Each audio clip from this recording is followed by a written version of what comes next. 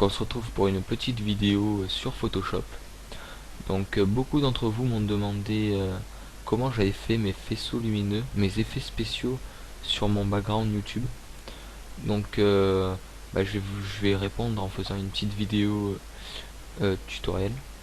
Donc pour ça il faut utiliser Photoshop. Vous faites fichier, ouvrir, donc vous ouvrez une image, l'image de votre choix. Moi je vais prendre celle-là, hop. Voilà, c'est une image banale, hein, il n'y a aucun effet dessus. Vous double-cliquez dessus pour faire disparaître le cadenas. Hop, elle est déverrouillée. Et maintenant vous faites nouveau calque. Donc, hop, vous vérifiez bien d'être sur le calque. Et on peut commencer. Donc vous sélectionnez l'outil plume. Et vous commencez à faire vos traits. Alors vos traits, en fait, ce sera là où passe le faisceau lumineux. Donc voilà. Pour faire les tournants, il suffit d'appuyer et de rester appuyé. Vous verrez qu'il y a une barre qui apparaît et de là vous dirigez votre faisceau comme bon vous semble. Voilà, donc moi je fais assez vite et assez mal aussi.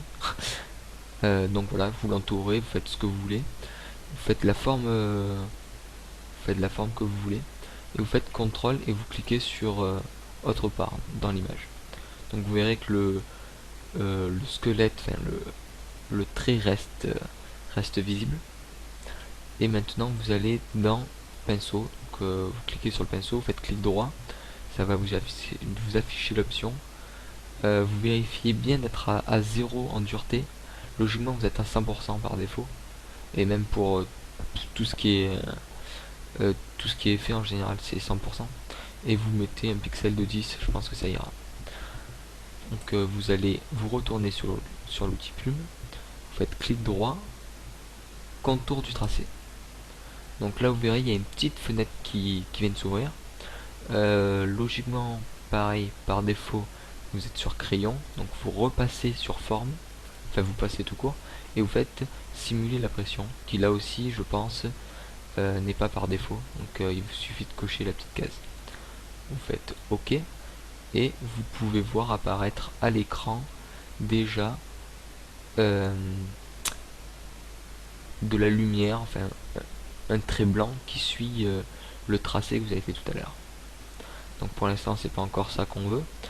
On va double cliquer sur calque 1, donc là où vous avez fait la lumière, et on va cocher lueur externe.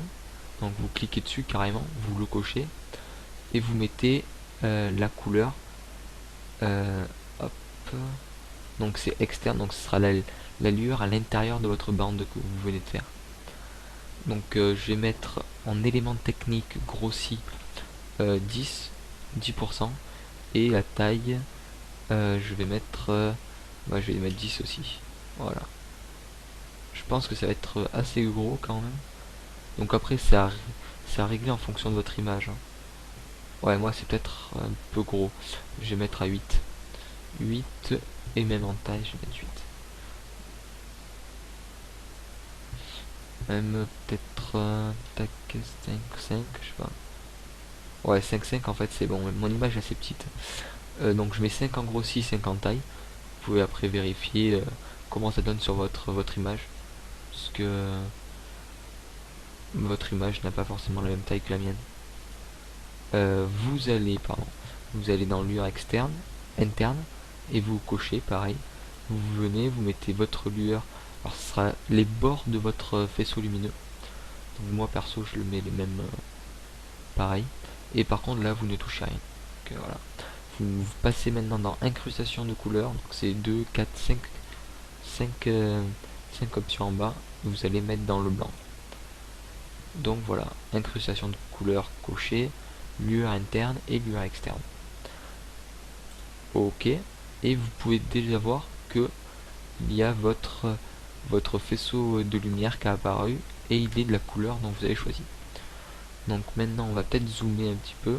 Hop, pardon. Le zoom est juste en bas et tout en bas. Donc, cliquez dessus. Je crois que c'est CTRL plus pour zoomer aussi. Donc voilà. On va me passer ici. L'image n'est pas de très bonne qualité, mais bon, c'est pas très grave. Et vous allez maintenant dans la gomme. Donc moi je vous conseille de cliquer sur cette petite icône là. Ça va faire comme un calque dans un calque en fait. Donc voilà. On va maintenant, hop, donc outil gomme, ça c'est bon. Et on va commencer à gommer. Donc moi personnellement, je vais le faire, je vais faire ce faisceau en train de m'entortiller. Donc je vais commencer par le faire passer derrière moi. Donc je gomme. Donc moi je vais assez vite, hein, mais si vous voulez que ça donne un bon travail, je vous conseille quand même de prendre votre temps. Donc là il va derrière moi. Hop. Ah, avec l'arbre c'est pas sûr que ça rende très bien. Là ça passe derrière moi. Hop. Regardez bien hein, entre les jambes. Faut que ça reste. Ce qui passe derrière moi. Donc logiquement ça devrait rester. Voilà. Vous gommez. C'est vrai que ici ça fait assez bizarre parce qu'il y a l'arbre. Donc c'est pas forcément très joli. Donc vous dézoomez. Hop. Et vous pouvez voir. Oups. Vous pouvez voir que votre faisceau est apparu. Donc, là, logiquement, ça fait un rendu comme ça.